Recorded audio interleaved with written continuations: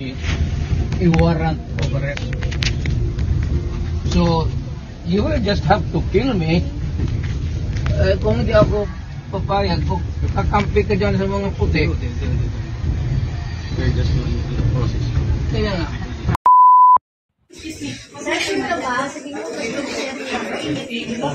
Akin yan. Doon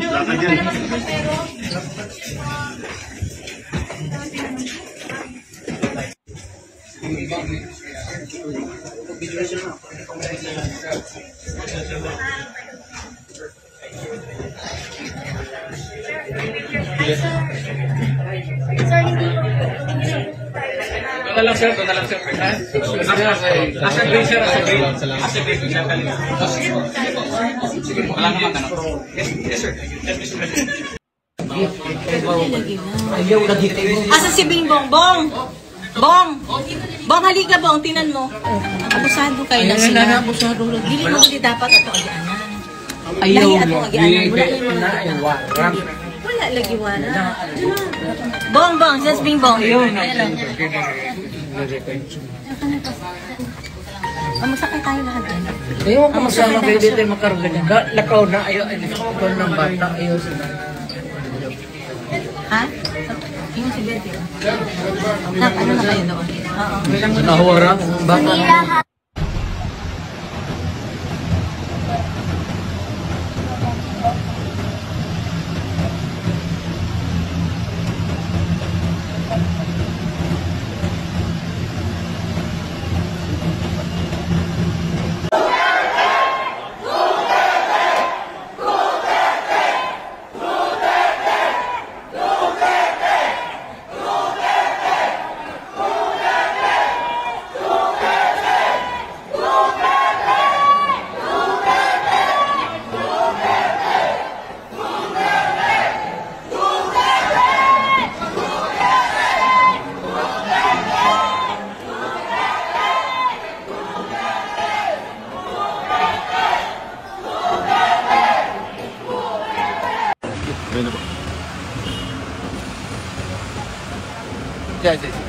Hindi ako pingan ko yan.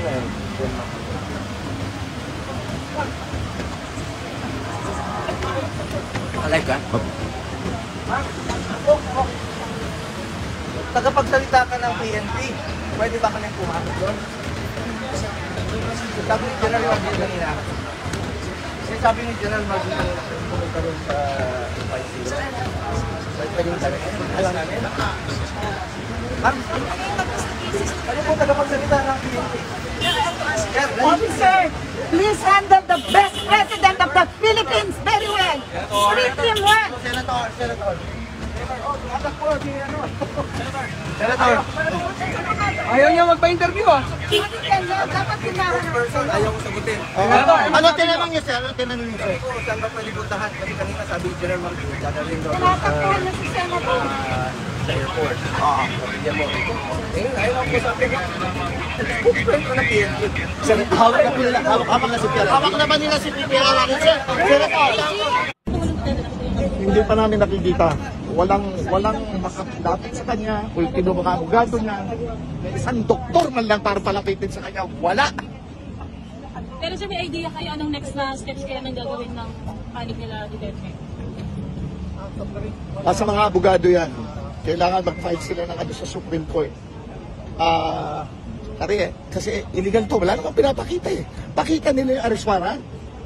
At tapos, they should accommodate the lawyers. The lawyers of our former president. Sir, nakikipag-negosasyon kayo na madala muna siya sa ospital, dating Pangulo ngayong araw.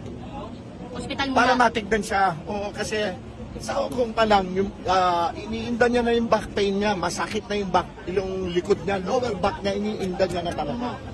So sir, nandito siya sa loob ngayon, makapag-review ko ba yan? Sa loob. Nasa loob siya. Sir, sa Cardinal, dadala ng Pangulo kung sakaling pumayag. Most probably. Sir, si IDG ang nagdala sa kanya? Kasi Dr. Agnes del Rosario, yung talagang doktor niya. Sir, Hawak na daw po ni CIDG Director Brigadier General Torre yung warrant of arrest. Kung meron, ba't hindi pakita sa amin? Sir, As long- hindi nyo nakita, hindi pinakita sa inyo. Sir, Sa pwede yun na take custody mo ng the person, then warrant of arrest document kalos? No, Is the it warrant of authorized? arrest must be shown first. Before you make an arrest of the again. That is the Sir, are you able to legal communicate basis with your of arresting somebody is warrant of Sir, arrest. mukhang ganun na nangyari. Hinuga muna nila bago ipakita yung Correct. warrant of Kaya arrest. nga, violation of rights. Sir, pwede bang kunyari Violation diretso of- ipapakita kay former President Duterte yung document, hindi po sa abogado? Pwede rin po bang gano'n?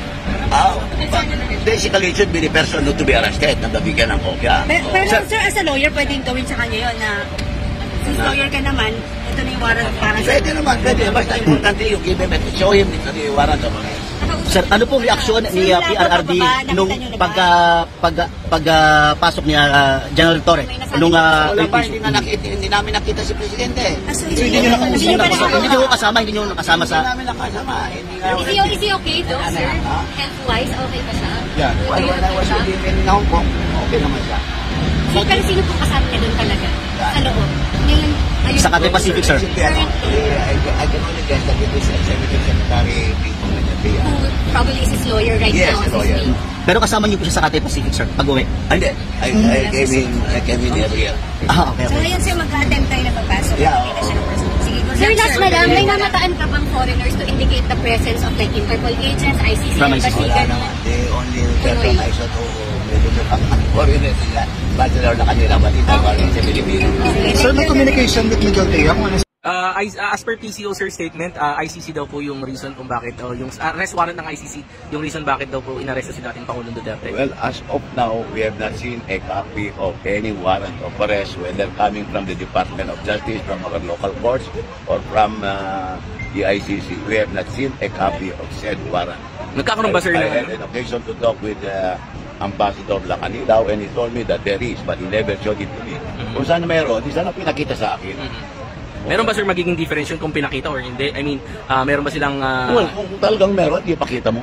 That the best way to prove the existence of the warrant is to show the warrant, but hindi pakita.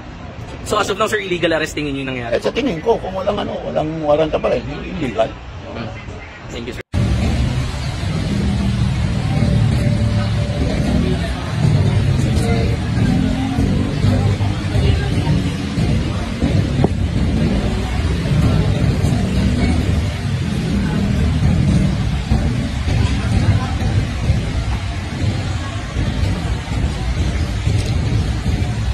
For detention and the basis for detention. So, what is the law and what is the crime that I committed? Issued by the ICC for crimes against humanity. Sir, you have the right to remain silent.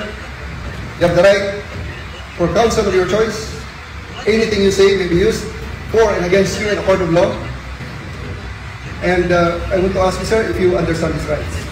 Of course, coming from you, it's very clear. Now that you're asking, sir, for the basis of the warrant, the ICC issued a warrant pursuant to Article 25(3)(a) of the statute for crimes against humanity